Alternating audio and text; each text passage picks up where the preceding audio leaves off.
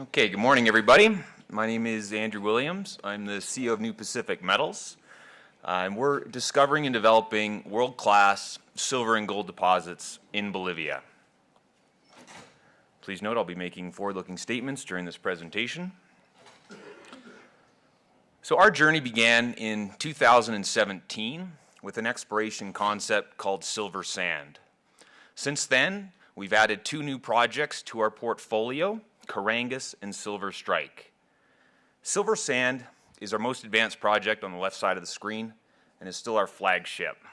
In January of this year, we released a PEA study highlighting a 14-year mine life producing 171 million ounces of silver over a 14-year open pit mine life, yielding an after-tax net present value of $726 million, a 39% IRR, and a sub-2-year after-tax payback on $308 million of capital.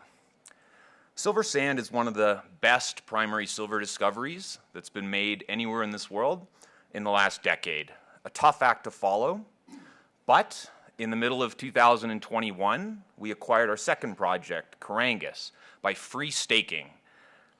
We drilled 80,000 meters at Carangas over the last 2 years, and just last week, we released our inaugural resource estimate, outlining 560 million silver equivalent ounces in the indicated category, an additional 110 million ounces in the inferred. Importantly, that resource is contained within an overall pit with a strip ratio of roughly 1.8 to 1. And we've also received some encouraging preliminary metallurgical test work at the Carangas project. Our third project, Silver Strike, is the least advanced of our three projects, but highly prospective. It's our largest land package, and we completed a scout drilling program last year, roughly 6,000 meters, and we hit 200-meter runs of oxidized gold, roughly 1 gram per ton, right at surface, and consider the Silver Strike project to be prospective for both silver sand and Carangas styles of mineralization. So how have we been so successful so far as an exploration company operating in Bolivia? Well, the first point to highlight is the geology in this country is unbelievable. Our flagship silver sand project is just 35 kilometers to the northeast of the famous Cerro Rico silver deposit. It's roughly 3 billion ounces of silver, and it's the mine that financed the mighty Spanish Empire for roughly 300 years. It's also geologically consistent with neighboring Chile, Peru, and Argentina, which are home to some of the world's great mines, and we know that geology doesn't tend to respect man-made borders. Another point to highlight is that Bolivia is a mining country. Going back to 1545, when mining started at the Cerro Rico deposit, many great mines have been operating throughout Bolivia's history. In the last cycle, there were 3 great mines that were built by the San Cristobal operation that was run by Sumitomo, 50,000 ton a day open pit zinc mine, one of the largest in the world. Pan American Silver's San Vicente operation, and Core Mining's San Bartolome operation. Those are 3 great mines that were built in the last cycle, part of a much broader history in Bolivia spanning back centuries. And then if you combine great geology with the fact that Bolivia has been vastly underexplored in the last 20 years, it makes sense why us coming into the country as a first mover in 2017, we've been able to make such great discoveries in such a short amount of time in an industry that just isn't making these types of world-class discoveries fast enough to replace depletion. So zooming into our flagship silver sand project, this slide highlights what we've accomplished over the last 6 years.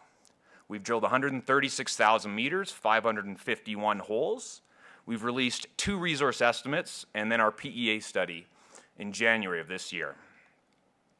Highlights from that study, an open pit mine, 3.6 to 1 average life of mine strip ratio, processing 4 million tons per annum, about 11,000 tons per day at a diluted head grade of 107 grams per ton silver. That's about 1.4, 1.5 grams per ton on a gold equivalent basis. We'll recover 91% of that through a crush grind tank leach recovery by Merrill Crowe. So we'll produce silver doré bars, which will get us paid 99% of the silver content. And importantly, in Bolivia, if you produce a finished product like doré, you get a 5% credit on your mining tax. And so 99% payability, 2250 silver, 171 million ounces, yields total net revenue over the mine life of $3.5 billion at roughly $10 an ounce all-in sustaining cost, yielding our $726 million after-tax net present value and the sub-2-year payback, which is really driven by the fact that at Silver Sand, the best grades come right to surface. So we can get into the guts of the system early in the mine life. The 14-year mine life averages 12 million ounces of silver per year.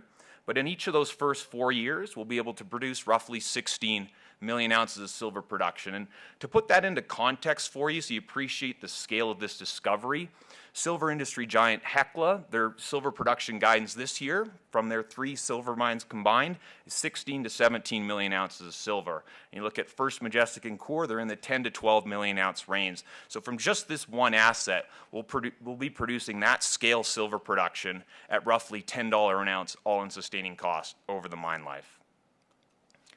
But that's not all.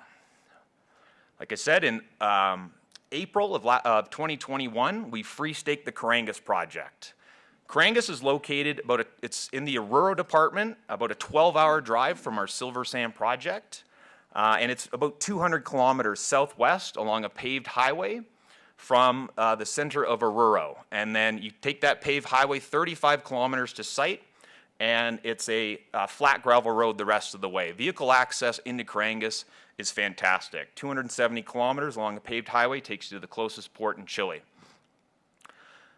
This slide summarizes our journey at Carangas, which I've alluded to. We've moved fast in just under 2 years, going from acquisition in April 2021, making the discovery in June, and we had enough confidence that we were onto something big that by January of 2022, we unleashed a systematic 5 drill rig resource definition drill program, which continued right up until the end of April this year.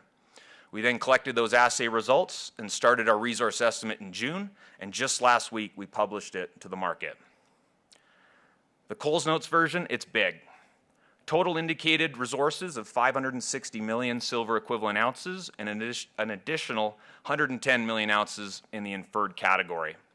We split the resource up between 3 separate domains to faithfully represent the underlying geology at Carangas.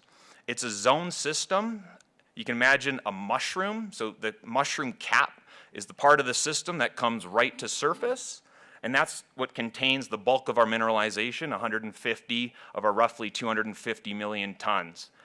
That's the part that the silver likes to deposit in lower temperature pressure conditions, and that's where the system balloons out and, as I said, comes right to surface. I mentioned the overall strip ratio of this entire resource is roughly 1.8 to 1, and in that upper silver zone, it's approximately 1.4 to 1.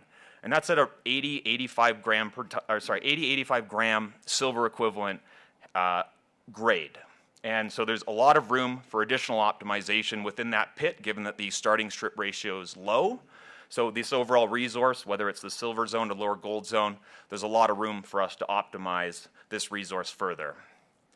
Then you go from the silver zone near surface, which is the cap of the mushroom, coming back down and to the stem of the mushroom, which is the middle zinc zone, the transitional zone, before you get to the gold zone at depth, where we've outlined 1.3 million ounces of gold in the indicated category and an additional 100,000 ounces in the inferred category. There's a lot of metal here, and we're very pleased with the results of this initial resource estimate. It's also important to know that sure, we got a lot of metal at Carangas, but we also have encouraging signs that we're going to be able to squeeze as much of that valuable metal as possible out of the deposit and into a saleable product, whether it's silver doré, gold, or concentrate. So breaking it down between the different zones, the second table, the rougher flotation results, those were the metallurgical test work that was focused primarily on that upper silver zone. And most of that domain is hosted in the fresh zone, where we got to rougher concentrate, 99% recoveries of silver, and nearly as impressive recoveries for both lead and zinc. And then in the gold zone at depth, we've got 1.3 million ounces in the indicated category. We've also received very encouraging results, 98.5% recoveries of gold, as part of these bottle roll tests. And we know that the gold now is hosted in electrum, free electrum, so it makes good intuitive sense as to why the recoveries are so strong. So we're very encouraged. We need to collect more data at Corangus on the metallurgy. That's the next major front that we'll be fighting at the Corangus project, but early signs are very encouraging for us on the metallurgical front. The other point to highlight at Corangus is we might just be scratching the surface. Corangus was a blind discovery. There was a very small amount of outcrop that initially brought Battle Mountain to this site in the mid-90s. They drilled that, hit maybe 100 meters, 100 grams silver, figured they drilled the best part of the system, walked away. We took the project on, first guys to drill it since Battle Mountain. Confirmed that initial drilling. There was a little bit more small outcrop on the East Dome Mountain at Corangus, which we drilled, but then the real breakthrough came when we decided to drill underneath. There's 35, 40 meters of post-mineral cover covering the heart of the Corangus system, that rhyolite intrusion. So we drilled down beneath that and hit the major discovery, and that was the breakthrough at Corangus. But then our guys said, well, wait a minute, what if there's more in the greater Corangus Basin? We've got a roughly 40 square kilometer land package, most of it covered with post-mineral sediments. So in January of this year, we completed an IP survey throughout the Corangus Basin, which flagged several distinct geophysical anomalies, one of which happens to perfectly correlate with our existing discovery. So we've now calibrated this geophysical survey with a known instance of mineralization. Several of those additional anomalies are bigger than the one that we've drilled so far. And we've also sent our geologists out over the past several months into the field to map those anomalies. And we've systematically chip sampled over on the top of those different anomalies over the last few months. Perhaps in the next 6 weeks or so, we'll get those results back from the lab, which will then guide where we put our drills. And we want to get in and know sooner rather than later if what we found at Corangus, while substantial, is part of a much more significant mineralized district. So summarizing what our plans are going forward, at Silver Sand, we released our PEA study in January of this year. So we're going to work towards completing a PFS study by the first half of next year. We're also in parallel working towards obtaining our environmental impact assessment study. And there's additional ground surrounding our 100% owned Silver Sand claims that is owned by the state-owned company Commie Ball that would grant us additional exploration upside, so we're working towards completing that agreement. Corangus this year, we've done the drilling, we've released the resource, we want to get in before year end and drill those geophysical anomalies, and then take all this along with some additional metallurgical data we'll collect for releasing our PEA study in the first half of next year. Our Silver Strike project I haven't talked about, and that's because we've hit the pause button there this year. It's on the shelf, it's not going anywhere, it's highly prospective, but we've got enough on our plate between both Silver Sand and Corangus, and let's all be honest, this isn't exactly a robust silver equities market, so we're putting out results like 200 meters at a gram gold right at surface and not getting credit. We're not going to put our shareholders through that at this stage of the game, but we will at some point in the future. We're very excited to get back in and drill at Silver Strike. So just finishing off, our cap table, we've got about 160 million shares outstanding. Our market cap bounces around between $350, $400 million US. We had $6 million US cash in the bank at the end of June, and we're blessed with a very strong shareholder registry.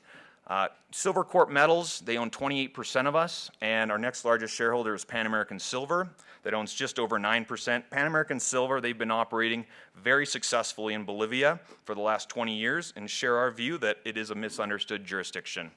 Management and board, we also collectively own 8.3% of the shares outstanding. So between all of us, the shares are in very good hands. It's a nice, tight capitalization structure, something that we're very proud of, and goes back to our founder and former CEO Rui Feng's philosophy of limiting shareholder dilution as a way to translate value from exploration into results for shareholders. So with that, I think I'm out of time.